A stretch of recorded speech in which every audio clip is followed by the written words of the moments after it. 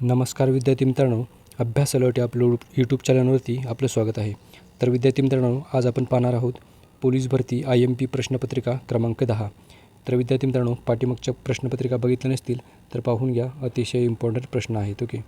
तर विद्यार्थी मित्रांनो, हे प्रश्न तुम्हाला आगामी पोलीस भरतीमध्ये अतिशय महत्त्वाचे ठरणार आहेत. ओके. तर चला, प्रश्न क्रमांक 1 आहे बघा, सिंधू संस्कृतीतील लोकांचा मुख्य व्यवसाय कोणता होता? बघा विद्यार्थी मित्रांनो, महत्त्वाचा प्रश्न आहे.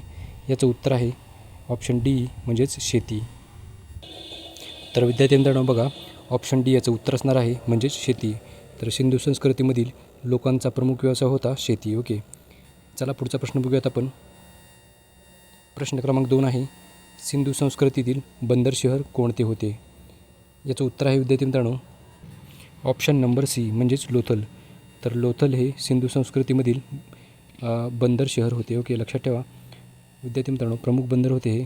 चला पुढचा प्रश्न बघूयात आपण. प्रश्न क्रमांक 3 आहे, वेदकालीन काळात सभेला काय म्हणतात?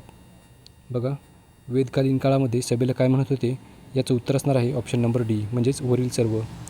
तर बघा, सभा, समिती तसेच विदथ असे म्हणतात.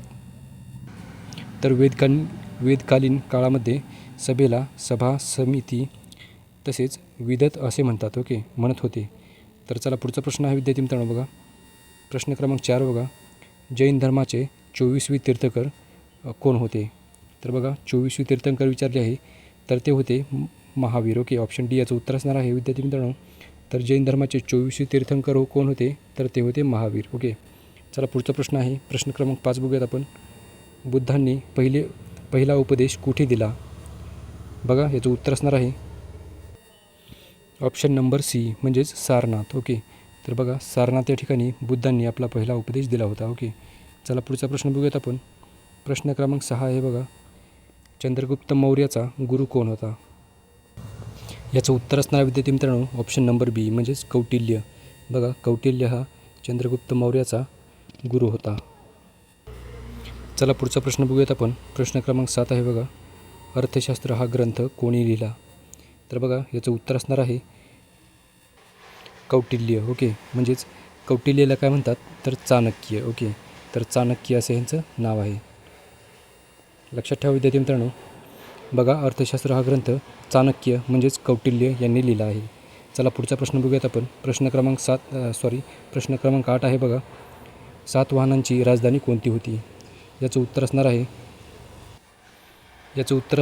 विद्यार्थी मित्रांनो ऑप्शन नंबर ए म्हणजेच पैठण. पैठण ही सातवाहनांची राजधानी होती. ओके. चला पुढचा प्रश्न आहे, प्रश्न क्रमांक 9 बघूयात आपण. अजिंठा लेणी कोणत्या राज्यात आहे? बघा विद्यार्थी मित्रांनो, याचं उत्तर आहे ऑप्शन सी महाराष्ट्र. तर आपल्या महाराष्ट्रामध्ये अजिंठा लेणी ही स्थित आहे. ओके, लक्षात ठेवा. पुढचा प्रश्न आहे, प्रश्न क्रमांक 10 बघा, दक्षिण भारतात चोळ साम्राज्याची राजधानी कोणती होती? बघा, दक्षिण भारतामध्ये चोळ साम्राज्य जी होती त्यांची राजधानी होती तंजावर. ओके, ऑप्शन सी याचं उत्तर असणार विद्यार्थी मित्रांनो. तर तंजावर ही दक्षिण भारतातील चोळ जे राजे होते त्यांची राजधानी होती. चला पुढचा प्रश्न आहे, प्रश्न क्रमांक 11 बघूयात आपण. विजयनगर साम्राज्याची स्थापना कोणी केली? विद्यार्थी मित्रांनो बघा, याचं उत्तर असणार आहे हरिहर व बुक्का म्हणजेच ऑप्शन नंबर बी याचं उत्तर असणार आहे हरिहर व बुक्का यांनी विजयनगर साम्राज्याची स्थापना केली होती. चला पुढचा प्रश्न बघूयात आपण विद्यार्थी मित्रांनो. प्रश्न क्रमांक 12 आहे बघा, पानिपतची पहिली लढाई कधी झाली? तर बघा, कोणत्या वर्षी झालेली आहे पानिपतची लढाई? याचं उत्तर असणार आहे 1526 म्हणजेच ऑप्शन ए याचं उत्तर असणार आहे 1526 या वर्षी पानिपतची पहिली लढाई झाली होती. ओके.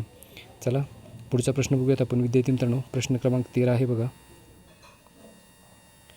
अकबराने इबादतखाना कुठे बांधला? तर बघा, याचं उत्तर आहे ऑप्शन नंबर सी म्हणजेच फतेहपूर सिक्री. तर फतेहपूर सिक्री येथे अकबराने इबादतखाना बांधला आहे. ओके, लक्षात ठेवा. प्रश्न क्रमांक 14 आहे बघा, औरंगजेबाचा मृत्यू कधी झाला? याचं उत्तर आहे 1707. चला पुढचा प्रश्न बघूयात आपण विद्यार्थी मित्रांनो. प्रश्न क्रमांक 15 आहे बघा, पेशवाईची राजधानी कोणती होती? याचं उत्तर असणार आहे ऑप्शन नंबर सी म्हणजेच पुणे. तर पुणे हे शहर पेशवाईची राजधानी होती. ओके, लक्षात ठेवा. चला पुढचा प्रश्न बघूयात आपण. प्रश्न क्रमांक 16 आहे. तिसरी पानिपतची लढाई कोणामध्ये झाली? ओके, तर बघा याचं उत्तर असणार आहे मराठे अफगाण. तर मराठे आणि अफगाण या दोघांमध्ये तिसरी पानिपतची लढाई झाली होती. चला पुढचा प्रश्न बघूयात आपण. प्रश्न क्रमांक 17 आहे. भारतात रेल्वेची सुरुवात कधी झाली? बघा विद्यार्थी मित्रांनो, महत्त्वाचा प्रश्न आहे. याचं उत्तर आहे 1853. 1853 या वर्षी भारतामध्ये पहिली रेल्वे धावली होती. चला पुढचा प्रश्न बघूया. प्रश्न क्रमांक 18 बघूयात आपण. भारतीय राष्ट्रीय काँग्रेसचे पहिले अध्यक्ष कोण होते? तर बघा महत्त्वाचा प्रश्न आहे विद्यार्थी मित्रांनो. याचं उत्तर असणार आहे option number C. WC Banerjee हे भारतीय राष्ट्रीय काँग्रेसचे पहिले अध्यक्ष होते. ओके, म्हणजे त्यांचं नाव आहे योमेशचंद्र बॅनर्जी. ओके, लक्षात ठेवा विद्यार्थी मित्रांनो. आणि विद्यार्थी मित्रांनो, मी उत्तर सांगण्याच्या आधी तुम्ही व्हिडिओ पॉज करून उत्तर सांगण्याचा प्रयत्न करायचा आहे. ओके, तर चला पुढचा प्रश्न बघूयात आपण. प्रश्न क्रमांक 19 आहे. बंगाल विभाजन कोणत्या व्हाईसरॉयने केले? बघा याचं उत्तर असणार आहे लॉर्ड कर्झन. ओके, तर ऑप्शन बी याचं उत्तर असणार आहे लॉर्ड कर्झन यांनी बंगाल विभाजन केले होते. ओके, बघा लॉर्ड कर्झन हा एक व्हाईसरॉय होता. लक्षात ठेवा. प्रश्न क्रमांक 20 बघूयात आपण. स्वदेशी चळवळ कोणत्या वर्षी सुरू झाली? ओके, तर बघा विद्यार्थी मित्रांनो, याचं उत्तर असणार आहे ऑप्शन ए म्हणजेच 1905. तर 1905 रोजी यावर्षी स्वदेशी चळवळ सुरू झाली होती. चला पुढचा प्रश्न बघूयात आपण. प्रश्न क्रमांक 21 आहे. बघा होम रूल चळवळ कोणी सुरू केली? याचं उत्तर असणार आहे विद्यार्थी मित्रांनो ऑप्शन नंबर बी म्हणजेच टिळक व अॅनी बेझंट. तर लोकमान्य टिळक आणि अॅनी बेझंट यांनी होम रूल चळवळ सुरू केली होती. ओके, चला पुढचा प्रश्न बघूयात आपण. सायमन कमिशन भारतात कधी आले? तर बघा विद्यार्थी मित्रांनो, याचं उत्तर असणार आहे 1928 म्हणजेच ऑप्शन सी याचं उत्तर असणार आहे. तर भारतामध्ये सायमन कमिशन हे 1928 रोजी आले होते. ओके, चला पुढचा प्रश्न बघूयात आपण. प्रश्न क्रमांक 23 आहे. गोलमेज परिषद किती वेळा झाली?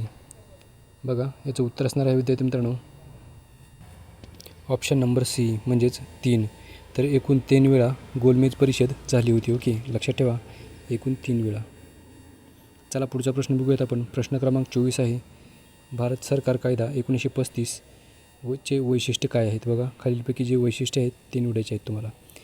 याचं उत्तर असणार आहे ऑप्शन नंबर डी म्हणजेच वरील सर्व. तर बघा प्रांतीय स्वायत्तता, संघराज्य व्यवस्था, द्विसदनीय विधिमंडळ या तिन्ही उत्तर बरोबर आहेत. ओके, म्हणजेच प्रांतीय स्वायत्तता तसेच संघराज्य व्यवस्था आणि द्विसदनीय विधिमंडळ हे 1935 या कायद्याची वैशिष्ट्ये आहेत. ओके, चला पुढचा प्रश्न बघूयात आपण. प्रश्न क्रमांक 25 आहे. भारतीय स्वातंत्र्य कायदा कोणत्या वर्षी झाला? तर बघा महत्त्वाचा प्रश्न आहे विद्यार्थी मित्रांनो. याचं उत्तर असणार आहे 1947. तर भारतीय स्वातंत्र्याचा कायदा कधी झाला? तर 1947 रोजी झाला. लक्षात ठेवा 1947 या वर्षी भारतीय स्वातंत्र्य कायदा झाला होता.